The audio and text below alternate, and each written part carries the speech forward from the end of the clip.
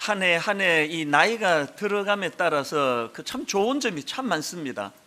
그 중에 제 개인적으로 이 나이가 들어서 좋은 점이 뭐냐 하면은요, 좀 둔감해지는 게 참 좋은 것 같습니다. 이 젊을 때는 별로 중요하지도 않은 그런 거에 굉장히 민감하고 그렇기 때문에 또 고민하고 그런 게 많았는데, 이 나이가 들어가면서 이게 둔감해지는 게 복인 것 같습니다. 예를 들면은 요즘에 누가 뭐라고 이렇게 칭찬을 하는데 그게 좀 둔해져서 그게 그렇게 기쁘고 그렇지가 않습니다. 덤덤하게 받아들여지고요.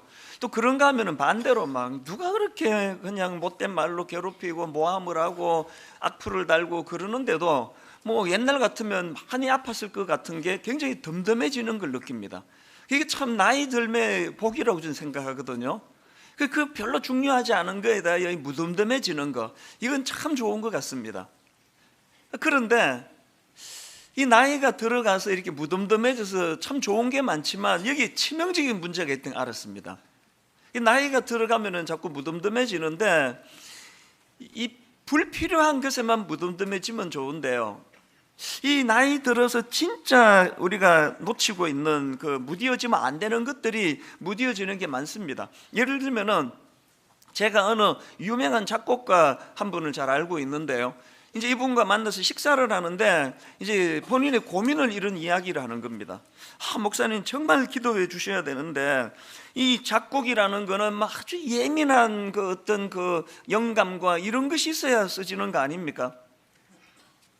이 사물을 보고 우리 같은 사람은 그냥 다 놓치는 거 하나를 예민하게 잡아내야 그 작곡이 나오고 또 작사가 나오고 하는데, 이분은 수백 곡을 그 히트곡을 낸 작곡가 이름 되면 다 아실 거예요. 이분 고민이 뭐냐, 이 나이가 들어가면서 그게 자꾸 무뎌진다는 거예요. 영감이 잘 안 떠오른다는 겁니다. 꼭 목사님 기도해 주셔야 된다고. 저도 매주일 설교를 준비하는 입장에서 그게 너무 공감이 되는 겁니다. 개척하고 40대 그때는 여러 가지 어설픈 것도 많았지만 성경을 읽으면 불꽃이 튀었거든요. 그 말씀 준비가 나오고 이런 게 많았는데, 요즘에는 불꽃이 잘 안 튑니다. 그래서 설교 준비하는데 한 2배 이상 정성을 들여야 겨우 유지가 되는 것 같아요. 이 나이 들어간다는 것이 이 무뎌지는 게 참 좋은 점이 많지만, 이 감정적으로 감각적으로 무뎌지는 거, 이게 참 가슴 아픈 일이구나, 요즘에 제가 좀 느끼고 있는데요. 최근에 읽은 책 중에서 그 감동의 습관이라는 책이 있는데, 거기서도 제가 그 저자가 비슷한 고민하는 글을 제가 읽었는데 한번 들어보세요. 나의 기대를 넘어서는 일들에 감동하곤 했습니다. 옛날에 이런 감동이 있었다는 건데요, 그 다음 보세요. 생각하지 못했던 선물, 예상을 뛰어넘는 성과, 뜻밖으로 나를 알아주는 누군가의 마음. 그런데 그런 일들의 반복은 오히려 감동으로부터 나를 멀어지게 만들었습니다. 나이가 들어가고 예전보다 조금 더 많은 것을 가지게 되면서 그렇게 서서히 감동으로부터 멀어졌습니다. 예전에 나를 감탄케 했던 그 많은 일들이 이제는 무료한 일상처럼 스쳐 지나갑니다. 이게 딱 제 얘기 아닙니까? 그 중고등학교 다닐 때 그 선생님이 무슨 떡볶이 한 그릇만 사줘도 그 감격, 지금도요, 중학교 2학년 때 우리 주일학교 분반 공부하던 선생님이 그때 대학생이셨어요. 이분이 우리 그 설날인가 추석인가 우리 데리고 가서 007 영화를 보여줬는데, 그 감격은, 내용은 기억이 하나도 안 나는데 우리 선생님이 영화 보여주셨다. 이게 지금까지 그게 저에게 감동으로 잊혀지지가 않거든요.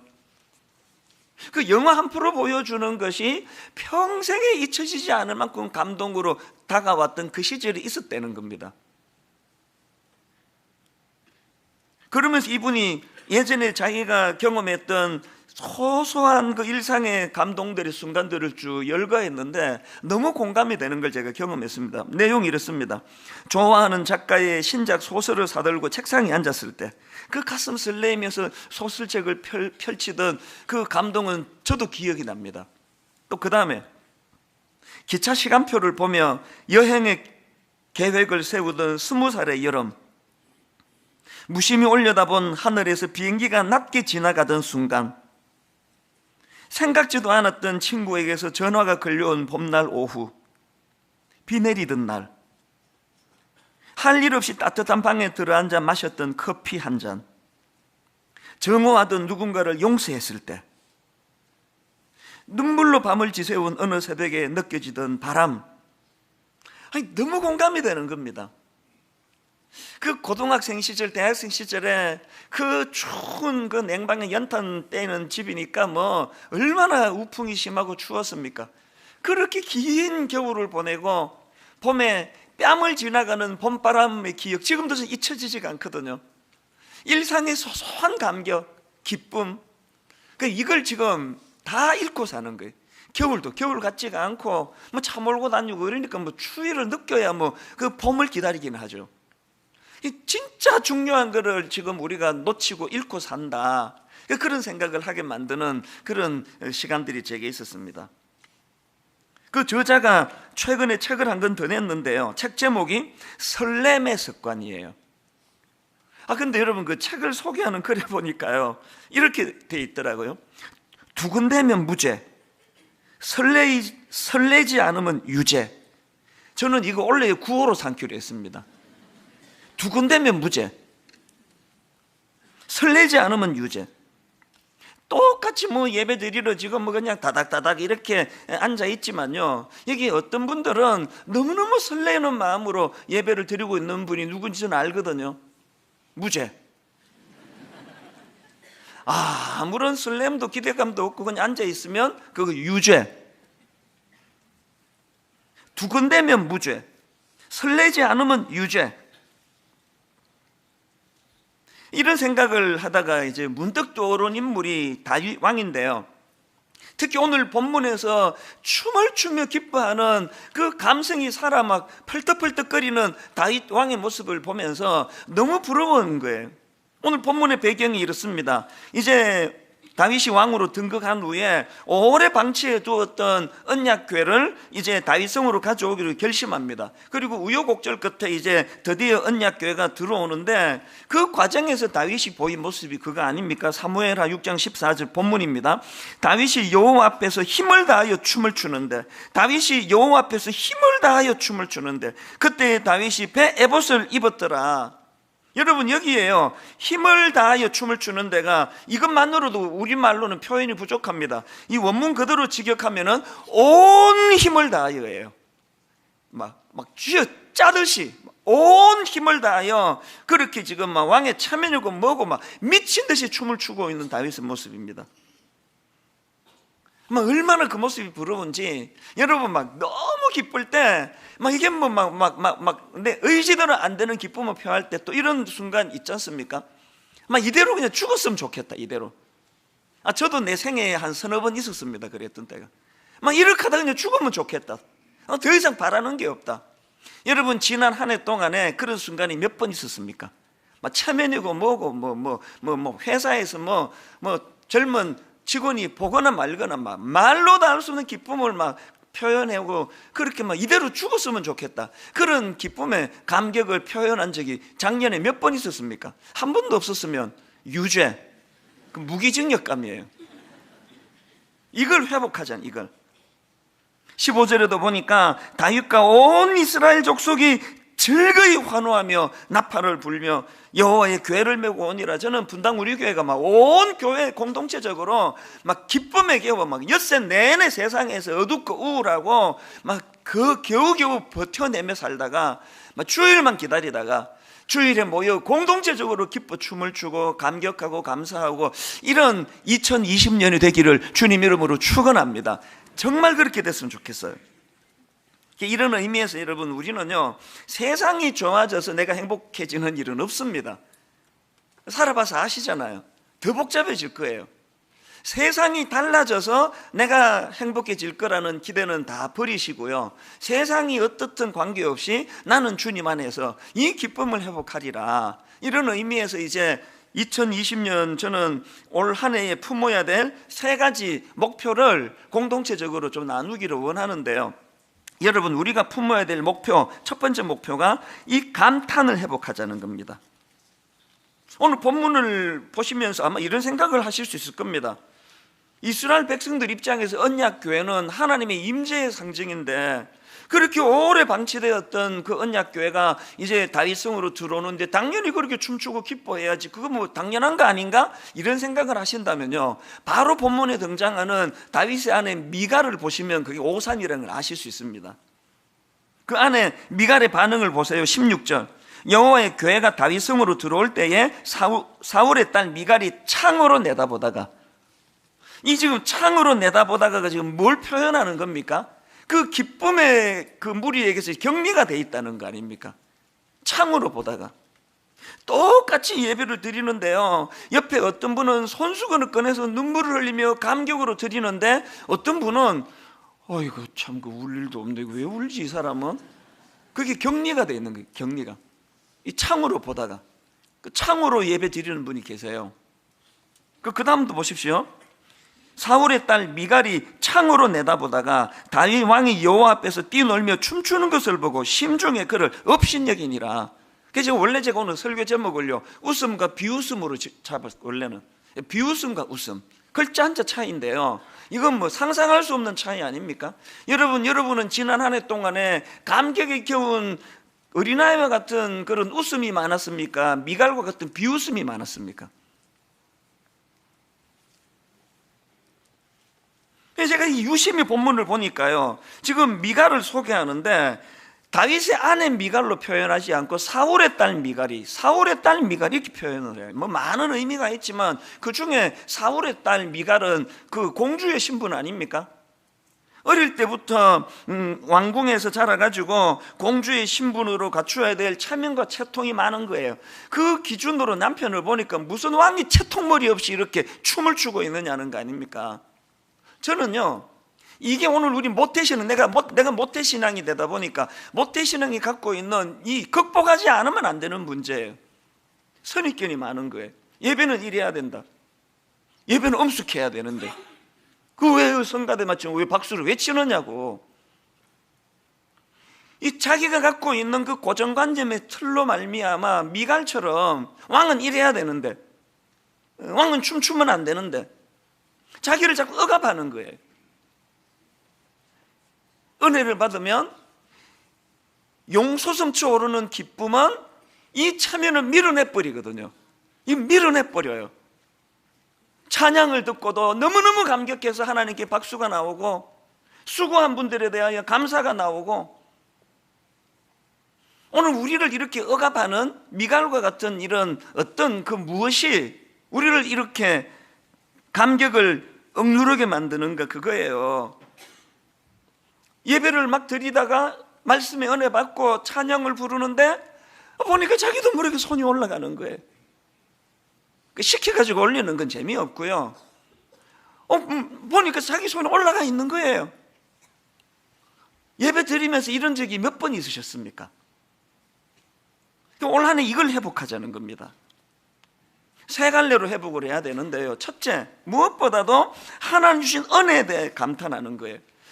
하나님 주신 모든 우주 만물을 보면서, 자연을 보면서 하나님께 감탄하는 겁니다. 시편 8편 1절, 여호와 우리 주여, 주의 이름이 온 땅에 어찌 그리 아름다운지요. 등산하다가 그 하나님의 이 솜씨, 나무 한 그루를 보면서도 가슴이 뛰어본 적이 있습니까? 저는 등산이 너무 좋거든요. 이름 모를 그 나지막하게 생긴 나무 하나, 들풀 하나, 그 등산 가다가 서서 한참을 그것을 들여다보면서 감격을 하면서 설교 영감이 떠오른 적이 여러 번 있었습니다.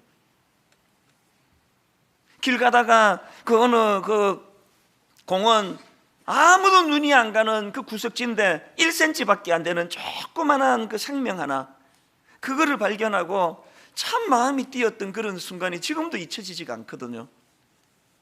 이 감탄을 회복하셔야 돼요. 그런가 하면은 자기 자신에 대해서 감탄을 회복하셔야 돼요. 우리나라는 나쁜 나라예요. 어릴 때부터 아이들에게 너 자신에 대한 감탄을 꺾어버리는 게 우리나라 아닙니까? 특히 교실.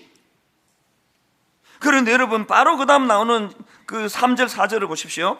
주의 손가락으로 만드신 주의 하늘과 주께서 베풀어 두신 달과 별들을 내가 보오니 사람이 무엇이기에 주께서 그를 생각하시며 인자가 무엇이기에 주께서 그를 돌보시나이까. 여러분, 제가 제대로 예수 믿고 변화되고 나서 진짜 달라진 게 저를 보는 눈이 달라졌습니다. 저는 뭐 모태 신앙인데도 불구하고요, 저는 제대로 은혜 받기 전에는 움직이는 열등감이었습니다. 걸어다니는 열등감이었습니다. 내 삶 자체가 열등감이었습니다. 또 열등감은 가질 만한 요소를 많이 갖고 있었고요, 제대로 은혜 받고요, 내 자신이 너무 매력적인 거예요. 내가 어떻게 이렇게 매력적일까? 이거 뭐 더한 것 같아요. 요새 여전히 뭐 보잘것없고 초라한 것이 많지만, 그럼에도 불구하고 사람이 무엇이기에 주께서 그를 생각하시며 인자가 무엇이기에 주께서 그를 돌보시나이까. 시편 139편 14절에 보니까 내가 주께 감사하오면 나를 지으심이 신묘막척하심이라.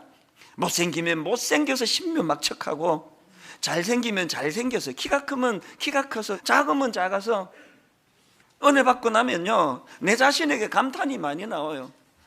여러분, 진짜 저는 제가 너무 매력적이지 않나요? 난 너무 감탄이 돼, 나 자신에 대해. 3부부터 이 말 빼도록 하겠습니다. 공감이 안 되는 건 빼는 게 좋습니다. 누가 뭐라 그런지 간에 난 하나님 앞에서 신묘막척한, 여러분 올 한 해 여러분 자신에 대하여 많이 감탄하시기를 바랍니다. 그런가 하면은 그 상대방 주변 사람들에 대하여 이 감탄을 회복해야 돼요. 이웃에 대한 감탄. 오늘 여러분 본문에 미갈을 왜 아내 미갈이라 그러지 않고 사울의 딸 미갈이라 그랬을까? 뭐 많은 이유가 있지만, 진정 남편의 기쁨을 공감할 줄 모르는 그 아내 자격이 없다고 생각합니다. 저는요, 이렇게 많은 분들이 설교를 듣지만요, 1부부터 5부까지 예배 마치고 저는 집에 가서 저녁 먹으면서 너무너무 기대하는 게 내 아내의 한마디예요. 오늘 말씀이 좋던데요? 준비를 많이 하셨나 보네 오늘? 그 한마디가 내 모든 피곤을 다 녹이는데, 이분이 이런 말을 절대 안 하세요. 죽으라고 안 해요. 하여튼 교만해질까봐 그러는지. 모든 남편들은요, 밖에서 뭐 대접받는 거 그거 별로예요. 아내에게 인정받고 싶어. 아내. 그 부인들 마찬가지 아닙니까? 하루 온종일 안에서 시달리고 애 돌보느라고 살림 사느라고 해도 빚도 하나도 안 나는 거, 치워놓으면 또 어지르고, 치워놓으면 또 어지르는데, 남편 들어와가지고 와, 당신이 있어서 내가 밖에서 편하게 일했잖아, 당신 정말 대단해, 그 한마디면 하루에 모든 피곤이 다 씻어지는 거 아닙니까? 그거를 못하는 게 우리 아닙니까? 미갈처럼 비웃고 비아냥거리고 왕의 체면도 없이 말이야, 이 그런 말은 사람을 변화시키지 않습니다. 감탄하는 거예요, 감탄. 저는 그 추억에 잊혀지지 않는 장소가 하나 있는데요, 몇 년 전에 제가 이제 미국에 갔는데 그 아는 목사님이 자기 동네에 막 너무 명소가 하나 있다고, 막 관광객도 뭐 엄청 오는 데가 있다고 가자 그래가지고 거기를 갔거든요. 그러고 보니까 뭐 좀 뭐 경치도 좋고 좋던데, 뭐 제가 누굽니까? 나 경상도 사람 아닙니까? 뭐 이걸 뭐 그렇게 감동이 된다 그러지? 그래서 뭐 막 미갈처럼 비웃지는 않았는데, 뭐 하여튼 뭐 이걸 보러 왔나 해서 그냥 보고 뭐 빨리 갔으면 좋겠고 그러는데요, 세월이 지나면 지날수록 그날이 잊혀지지가 않는 거예요. 점점 그날이 기억에 남는 거예요. 왜냐하면요, 내가 본 경치가 갑자기 좋아졌어가 아니에요. 그때 함께 그 와 있던 미국 사람들의 반응이 갈수록 잊혀지지가 않아요. 저는 뭐 그냥 뭐 좀 좋은데요, 막 미국 사람들 막 호들갑 알잖아요. 막 와우 막 그러고, 막 어메이징 그러고, 막 그레이스 막 그러고, 막 원더풀 막 그러면서 막 얼마나 막 그걸 막 좋아하는지 갈수록 그게 나 잊혀지지가 않아요. 그러면 이게 나한테 문제가 좀 있구나. 요즘에 제가 자주 그 생각을 해요. 나한테 문제가 좀 있구나. 그 똑같은 걸 보는데 무덤덤하게 보는 제가 요즘에 자꾸 그 생각이 나는 거예요. 그러고 보니까 그 미국은 언어가 많이 쓰면은 발달이 되는 거 아닙니까? 영어로 그 감탄사가 뭐 얼마나 많습니까? 믿음도 하나도 없는 사람들이 뭐 걸핏하면 오 마이 갓! 뭐 지저스 크라이스트, 이게 나쁜 말이 돼버렸어요. 하도 그냥 쓸데없는 남발을 해가지고 와우! 막 했는데, 하여튼 내가 영어가 짧아가지고 그 감탄사를 이것밖에는 내가 인용을 못 하는데요, 뭐 굉장히 많습니다. 그 김정은 교수 책에 보니까요, 미국 사람만 그런 게 아니래요. 이분이 그 독일로 유학을 갔는데요, 그 무뚝뚝해 보이는 독일 사람들도 막 매일 그 분더바 이 뭐 남발하도 돼. 이 분더바가 뭐냐 하니까 영어로 원더풀이에요. 그 음식에 뭐 주문해가지고 식당에 음식이 나오면 분더바 그 외에도 막 그런 감탄사를 연발하면서 음식을 받더라는 거예요. 우리가 그렇게 싫어하는 일본 사람들한테 전 이거 배워야 된다고 생각합니다. 일본 사람도 감탄사가 엄청 많답니다. 작은 일에도 이렇게 감사합니다 막 분더바 같은 이런 그 일본 말은 내가 모르니까 인용을 못하겠지만요, 저는 지금까지 한국 식당 가가지고 설렁탕 나오는 보고 분더바 이러면서 밥 먹는 사람 본 적이 없어요. 설렁탕 나와도 그냥 밥 먹자 그렇게 하고 먹는 거 아닙니까? 이 문화가 지금 이거 바꿔야 돼요. 작은 거에도 감탄하고.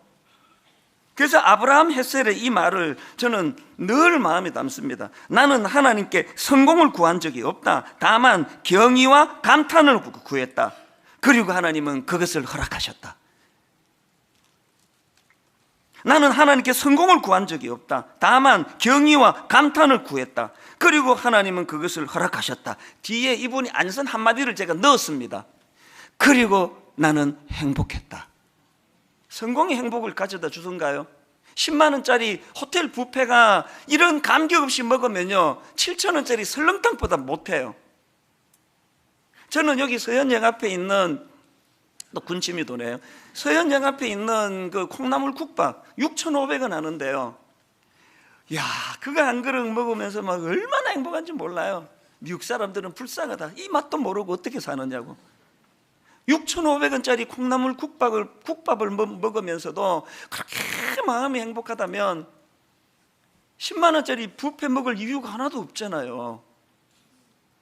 저는 올 한 해 이 감탄 하나님 앞에 이 잃어버린 감탄을 회복하는 한 해가 되시기를 바랍니다. 두 번째로요, 원래 품어야 될 목표가 하나 더 있습니다. 감사를 회복하자는 겁니다.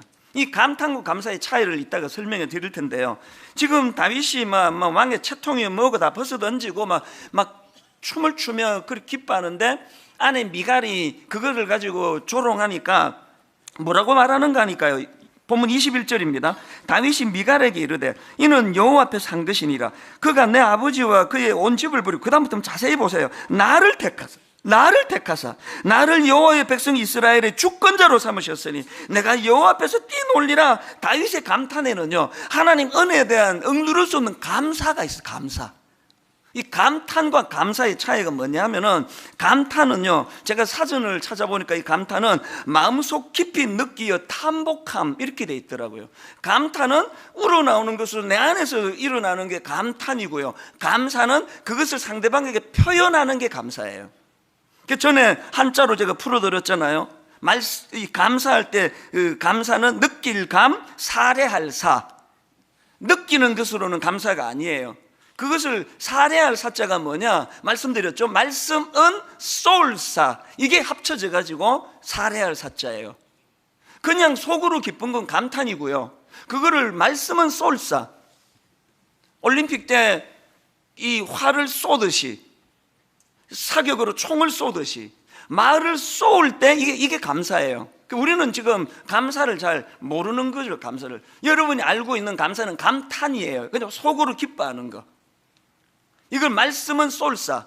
그래서 제가 작년에 올 한 해 목표를 그냥 말씀은 쏠사 한자 이것으로만 만들어도 좋겠다 그런 생각이었습니다. 올 한 해는 말씀은 쏠사, 말을 자꾸 표현하는 겁니다. 윌리엄 아스워드 이런 말을 했습니다. 감사를 느끼지만 표현하지 않는 것은 선물을 포장해 놓고 주지 않는 거랑 똑같다. 선물 포장해 놓으면 무슨 소용입니까? 지난 연말에요, 우리 교회 그 젊은 부목사가 저한테 이제 온라인으로 그 아이스크림을 교환하는 선물을 보내왔어요. 저희 교회는 담임 목사가 부교역자한테 선물하는 거 금지되어 있거든요. 그 제가 그 받자마자 이런 답을 보냈습니다. 고마운데 다음부터 이러지 마라. 나중에 담임 목사 되고 여유 생기면 그때 마음껏 선물해라. 다음부터 하지 마라. 이 젊은 목사는 뭐 어지간한 말에는 지금까지 다 알겠습니다, 순종하겠습니다 그러는데 바로 반발의 글이 왔어요. 이렇게 왔습니다. 아닙니다 목사님. 느낌표. 단호하게 아닙니다 목사님. 감은 쏘아야 한다고 목사님께 배웠습니다. 부교역자들에게 부담 주고 싶지 않아 선물 절대 못하게 하시는 목사님의 정신과 의도는 잘 압니다. 하지만 표현하지 않다 보면 정말 감사를 잃기도 하는 것 같아서 1년에 한두 차례 목사님께 감사 표현하는 것은 전혀 부담스럽지 않습니다. 단호하게 이제 또 너무 세게 말했나 싶었던지 맨 끝에 말 관로하고 방긋 이렇게 마쳤어요. 제가 이 교역자의 글을 읽어보고 맞다, 내 생각을 바꿨어요. 법 바꾸기로 했습니다. 이제 우리 교회 모든 부교역자들은 매년 담임 목사한테 선물을 하시기 바랍니다. 단 10,000원 이하로. 10,000원 이상은 접수를 안 받습니다. 제가 우리 교회 출신 목사님이 잘못 가르쳤다는 걸 알게 된 거예요. 여러분, 그 아이스크림 인터넷으로 구입할 수 있는 아이스크림 쿠폰 교환권 하나가 이게 뭐 몇십만 원 해서 의미가 아니고요. 말씀은 소울사거든요.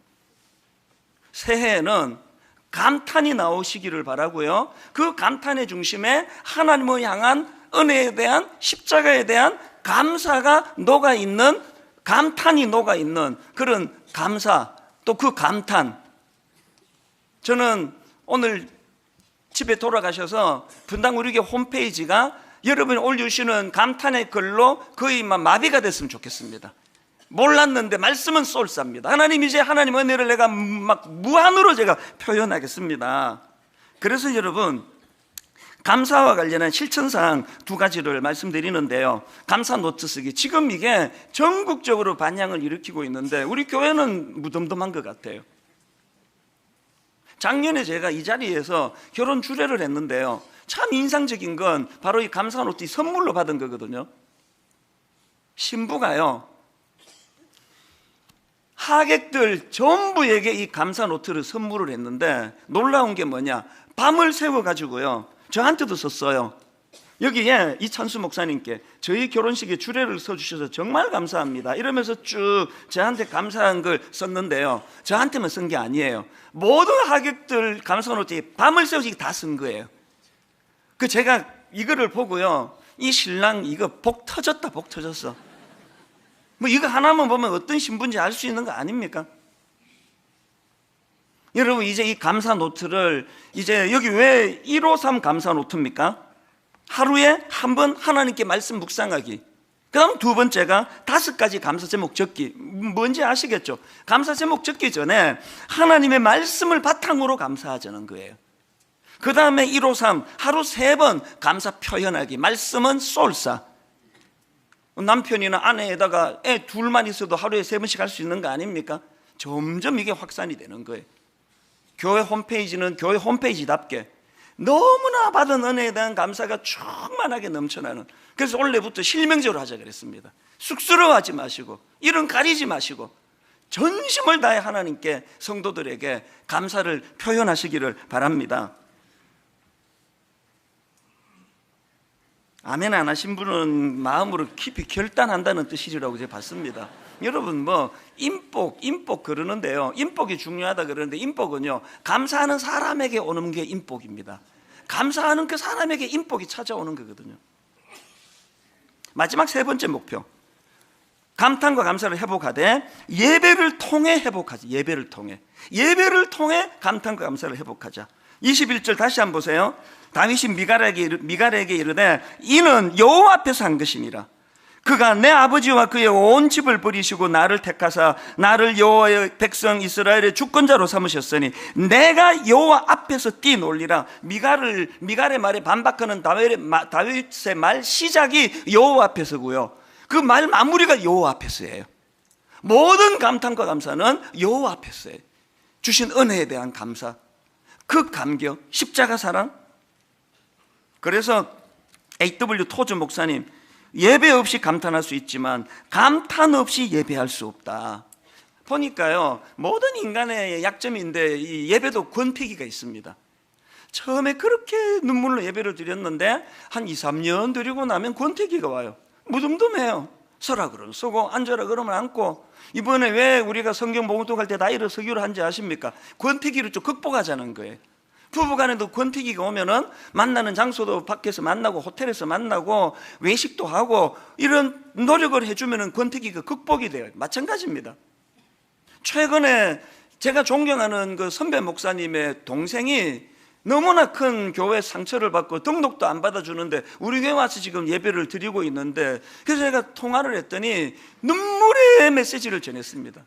매 예배 때마다 자기는요, 목사님 저는 53년 내가 신앙생활을 했지만 예배는 설교 듣는 거로 생각했는데 나머지는 예배가 진짜 돼도 그냥 뭐 건성건성했는데 하나님께서 이 교회에 딱 앉자마자 영광송, 임예송에서부터 눈물을 주시는데요, 가슴이 터질 것 같더라는 거예요. 그 맨 처음에 예배 시작할 때 나를 통하여 나의 입술을 인하여 주의 이름을 높임 받으소서, 지가 가시는 분들은 진짜 큰 걸 읽고 있습니다.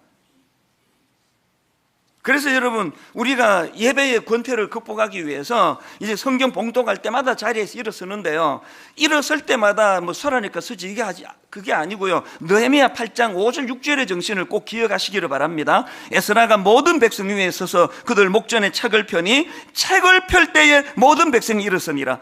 에스라가 위대하신 하나님 여호와로 송축하며 모든 백성이 손을 들고 아멘 아멘 하고 응답하고 몸을 굽혀 얼굴을 땅에 대고 여호와께 경배하니라. 이 감격으로 자리에서 일어나 말씀을 함께 읽어 내려가시면 하나님이 더 큰 은혜 주실 줄로 믿습니다. 두 번째, 성경책 가져다니기 운동이에요. 2020년부터 여러분, 저는요 너무나 교회가 과잉 친절을 해가지고 이제 곧 당분간 화면으로 성경 봉독을 안 올릴 생각이에요. 과잉 친절하고 있는 겁니다. 뭐 잠깐 볼 건데가 아니라 군인은 전쟁을 안 치르더라도 총은 들고 가야 되는 거예요. 성경책 가지고 다니기, 저는 예전이 너무 그리워요. 지금보다 숫자도 훨씬 적을 텐데 성경 봉독할 때 제 귀에 누에고치가 그 뽕잎을 갉아먹는 소리, 난 이 소리가 너무 좋아요. 전 성도들이, 왜 소리 이렇게 작게 나지? 나 이때가 그리워요. 그래서 이제 곧 화면으로 안 띄워줄 거예요. 그리고 띄워줬다 안 띄워줬다 할 거예요. 성경 봉독도 또 성경 봉독할 때 서는 것도요, 이게 또 뭐 한 1년만 지나면 이게 또 습관이 돼요. 그래서 썼다 안 썼다 할 거예요. 모든 초점은 그냥 그 강아지 종땡 치면 저절로 침이 흐르는 것 같은 예배는 곤란합니다. 하나하나에 내가 의미를 담고 거기에 의식을 담고.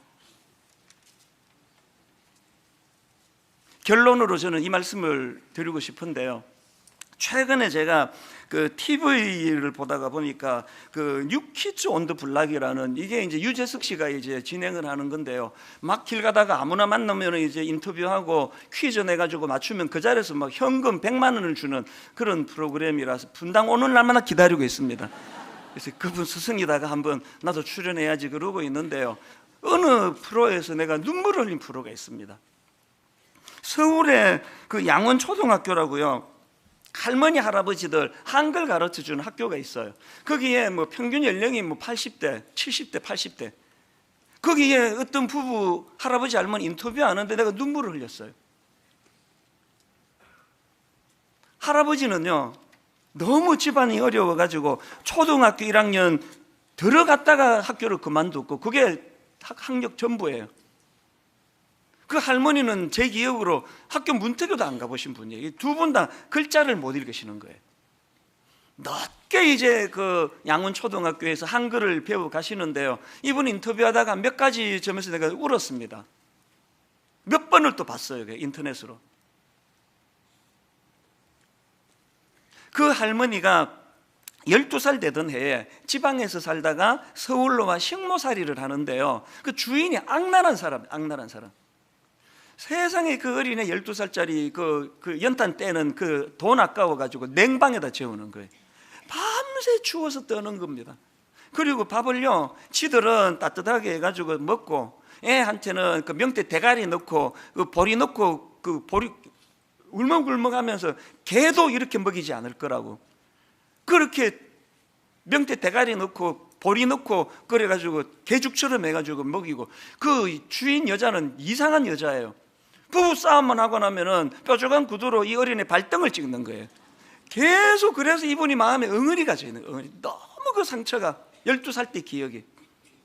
그 유재석 씨도 막 화가 나가지고요, 이게 지금 그 사람 보고 있을지 모르니까 화면을 똑바로 보면서 그 사람한테 한마디 하시라고 그랬더니 이분이, 그 할머니가 주저주저 하면서 화면을 보면서 이런 이야기를 하는 겁니다. 아줌마, 어느 곳에 계실지 모르지만 지금 제 얼굴을 보면 아줌마는 저를 알지 몰라요. 그러나 그때 아주머니가 내게 행했던 것은 아실 것입니다. 그리고 한참을 머뭇거리다가 하고 싶은 말을 그 다음에 이렇게 하는 겁니다. 아줌마, 편안한 마음으로 잘하고 사십시오. 우리도 잘하고 살겠습니다. 안녕히 계세요. 여기 내 눈물이 터진 거예요. 평생의 한을 준 그 사람인데 끝끝내 그 사람을 용서하고 축복하는 말로 마무리를 하는 거, 거기서 내가 눈물이 터졌고요. 그리고 비록 지금까지 글자도 못 읽는, 학교 근처도 안 가본 분이지만 박사님보다 나아요. 지혜를 알아요. 행복이 뭔지 알아요. 부부간에 얼마나 표현을 많이 하는지 손을 꼭 붙잡고, 마지막에 이제 그 블록 같은 걸로, 이제 그때가 한글날이에요. 기역, 니은, 이거 모음 자음을 가지고 너무나 아름다운 그 사랑하는 그 글자를 써보라 그랬더니 남편은요, 박묘순 아내 이름을 썼어요. 그 할머니는 거기다가 길게 한참 걸렸어요. 글자를 배워가니까 길게 이렇게 썼습니다. 사랑하는 우리 신랑, 너무너무 사랑해요. 행복하게 삽시다. 말끝마다 우리 신랑, 우리 신랑, 우리 신랑 만나서 내가 이렇게 됐다고. 석사, 박사 학위 있으면 뭐합니까? 행복의 비결도 모르고 사는데. 여러분, 이 세 가지, 올 한 해는 감탄, 들꽃 하나를 보고도 감탄이 나올 수만 있다면, 그런가 하면 그것을 이루는 은혜에 대한 감사, 예배를 통해 이 감탄과 감사 회복하기. 그래서 저는 오늘 아까 제 선배 목사님의 그 후배 동생 그 이야기를 들으면서, 목사님 예배는 설교만 듣는 줄 알았는데 분당 우리 교회 와가지고 맨 첫 임예송, 거기서부터 눈물이 터진다고 했을 때, 오늘 지각하시는 분들 전부 다 하나님 앞에 마음을 돌이키시고 첫 임예송부터 하나님의 영광.